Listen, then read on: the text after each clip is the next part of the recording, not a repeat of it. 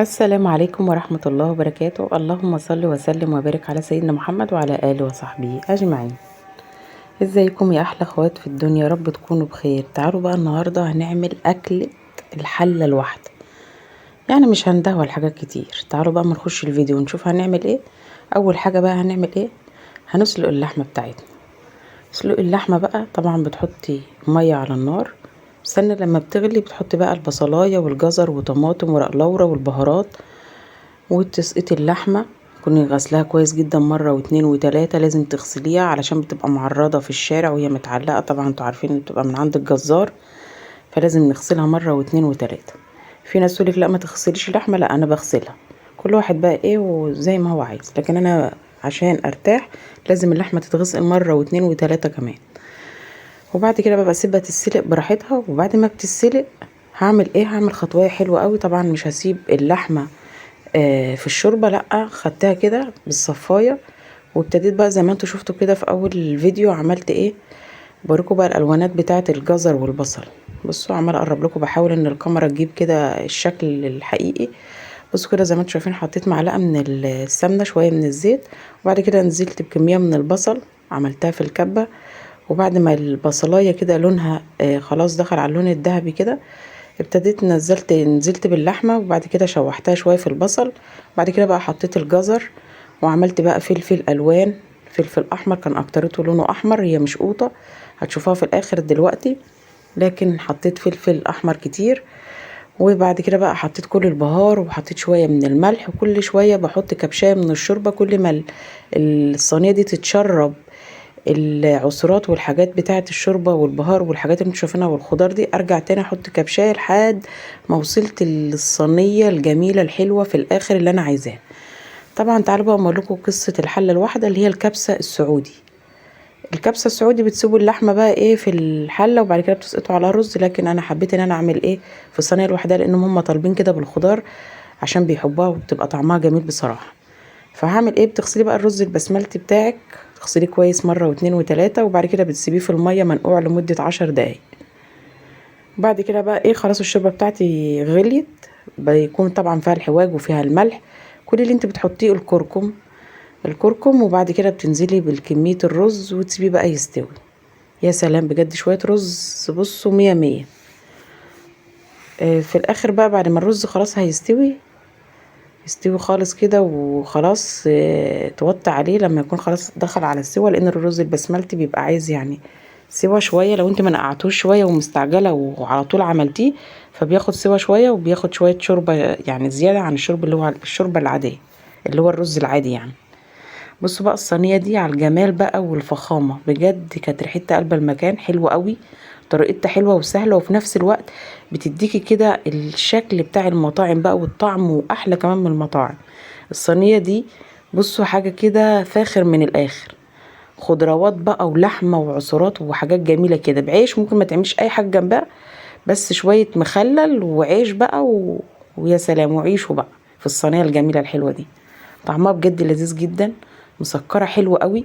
حطيت بقى كل البهار وكل الملح وملحتها وخليتها مية مية. وبعد كده بقى خلاص هسيبها كده ايه تاخد وتدي مع بقى نفسها كده.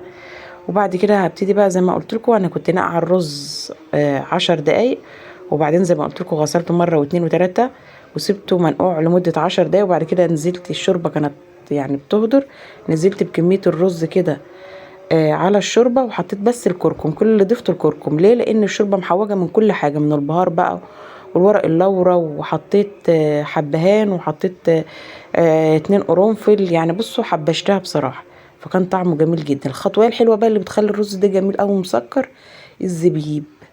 بحط معلقه صغيره كده في الطاسه كده من السمنه، وبعد كده بنزل بكميه الزبيب، بس بديها تشويحه او اتنين تلاته كده. وبعد كده بنزل بيها على كميه الرز. بصوا يا جماعه، بصوا على الجمال، الصينيه دي بجد في قلبك، صينيه تحفه حلوه قوي وطعمها لذيذ وريحتها رهيبه. وزي ما قلت لك، كل ما الشوربه اللي انتوا شايفينها دي تتشرب، اللحمه تشربها كده مع الخضروات، ارجعي حطي كمان كبشتين. بصوا في الاخر لحد ما توصلي للقوام اللي انتوا شايفينه ده. انا حبيت بالمعلقه كده ازق الخضروات بقى واللحمه كده عشان اوريكم. بصوا مفيش شوربه خالص، مفيش اي حاجه، مفيش بقى الا العصرات الجميله اللي في الاخر الحلوه دي. بصراحة طعمها حلو قوي، واللحمة كده امتصت الخضروات بقى، الجزر والفلفل والبصل، بصراحة طعمها كان لذيذ. كده الرز خلاص انا وطيت عليه، خلاص كان قرب يستوي، فسيبته بقى وطيت عليه. وكل دوت كل اللي انا استخدمته ايه؟ اللي هي الصينيه دي. الصينيه ديت لو انا مش عايزه اللحمه بالطريقه دي كنت هيبقى الحله، بس الحله الواحده زي ما قلت لكم. يعني كنت كل حاجه هعملها في الحله، وفعلا كل حاجه عملتها في الحله، ولكن بس الخطوه بتاعه الصينيه دي كنا حابين ان احنا نعملها بالخضار. عملت بقى شويه سلطه خضراء، ومسكت الزبيب زي ما قلت لكم في معلقه سمنه كده، شوحته لمده دقيقتين كده. هبتدي بقى ايه نقدم الاكل. السلطه بقى دي خطيره، مشطشطه كده وحلوه ومليانه، بصوا، من الخضروات بقى والجمال بقى. كده خلاص اهوت. هعبي بقى كل الاطباق، وبعدين اغرف شويه من الشوربه عشان اللي حابب يشرب شوربه مفيش مشكله عادي. وهبتدي بقى احط الرز وازينه بقى بالزبيب، وهوريكم الشكل النهائي والجمال والخطويه الحلوه اللذيذه اللي طعمها زي العسل دي. بصوا اصلا بسم الله ما شاء الله اللهم بارك. بصوا الاكله ديت عايزه سلطه، عايزه شويه شوربه، والرز يا سلام بجد. والصينيه دي زي ما قلت لكم، لو انتم مش عايزين تعملوا جنبها اي حاجه وعايزه تعملي الصينيه دي بس، هتسلقي اللحمه وتعمليها بالطريقه بتاعتي بالخضار ده وشويه عيش وشويه مخلل وخلاص وانتهى الموضوع. لكن احنا بقى حبينا بقى ايه نعمل شويه تحابيش كده علشان نحسس نفسنا كده ان احنا قاعدين في المطاعم كده وحاجه روقان كده. كده خلاص السلطه بتاعتي جهزتها، وزي ما قلت لكم هغرف شويه من الشوربه. بحب كده احط اطباق حلوه كده وافكرهم بايام رمضان كده والحاجات الحلوه كده والزمن الجميل.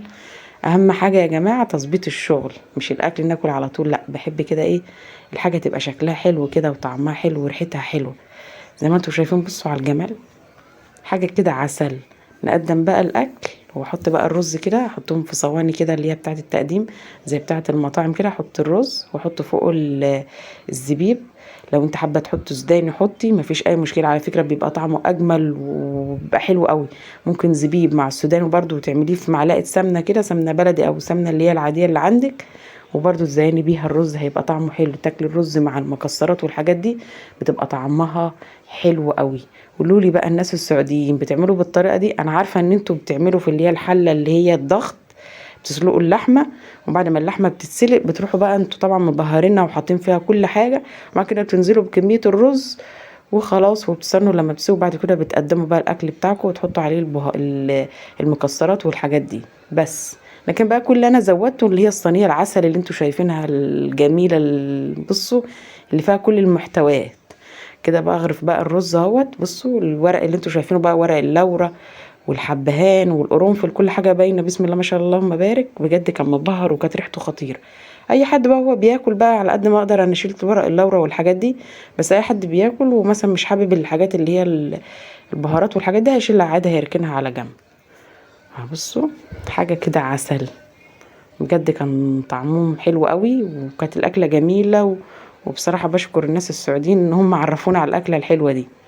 بجد حاجه حلوه قوي قوي وطعمها جميل ولذيذه. وزي ما قلت لكم كل اللي انت هتستخدموه هي حله واحده، عشان كده بيسموها ايه اكله الحله الواحده، مش الكشري. عشان في ناس بيروحوا جايين حاطين الكشري كله على بعضه كده ويسلقوه ويقول لك هي دي اكله الحله الواحده. لا على فكره، هي اكله الحله الواحده هي الكبسه السعودي دي. بصوا بقى زي ما انتم شايفين بقى بزين بقى، وعماله احط زبيب لان ولادي بيحبوا الزبيب جدا مع الرز، وبصراحه كان طعمه خطير خطير. تعالوا بقى اما اوريكم الاكل كده واحنا بقى ايه بنقدمه كده، والاولاد فرحانين كده وحاجه زي العسل. وكل سنه وانتم طيبين. أنا بحب افكركم ايه كده بايام رمضان والاجواء الحلوه. كده كنت بعمل الصينيه التانية، قسمت الزبيب على نصين كده، نص على الصينيه دي ونص على الصينيه دي. بصوا ما شاء الله بجد اللهم بارك اللهم بارك. بجد اكله حلوه قوي قوي قوي، وكان طعمها لذيذ كده وبتحس باجواء حلوه اصلا. يعني بصوا انا الصواني ده عماله احضرها كده، حاسه ان احنا خلاص قربنا على رمضان. بصوا بقى الاكل حاجه كده بجد فاخر من الاخر. ايه رايكم بقى؟ ما اقولكوش على الصينيه العسل دي. الصينيه دي بقى في حته تانية خالص. انا كنت عايزه اعيش كده واقعد اكل، لكن الرز البسملتي ده انا بحبه بحبه بحبه فوق الوصف. بصراحه بحب الرز ده، طعمه له طعم كده وله مذاق تاني خالص غير الرز اللي هو المصري العادي اللي احنا بنعمله، رز بشعريه او الرز الابيض او الرز الصياديه. لكن الرز ده حاجه تانية بصراحه. هو مثالي، هو نفس العجينه بتاعه الرز العادي، ولكن لا بحس ان هو حاجة تانية خالص. اهم حاجة اظبطيه كده في السوا وفي كل حاجة وفي المقادير بتاعتك، هيبقى 10/10، مش هتحتاجي بصوا اي حاجة يعني جنبه تاني. بجد خطير خطير خطير. يا رب بقى يكون الفيديو عجبكم، يكون عند حسن ظنكم. ما تنسونيش باللايك والاشتراك وتفعيل زر الجرس عشان يوصل لكم كل جديد يا احلى اخوات في الدنيا. وليه رايكم، وايه اكتر حاجه عجبتكم؟